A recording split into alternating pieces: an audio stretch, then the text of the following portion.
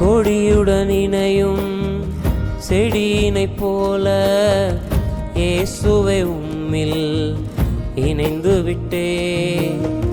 கனிகள் மிகுந்த கிளையினைப் போல இயேசுவே உம்மில் படர்ந்து விட்டே.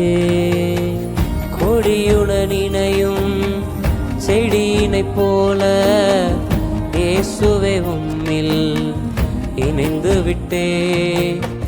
கனிகள் மிகுந்த கிளையினைப் போல இயேசுவே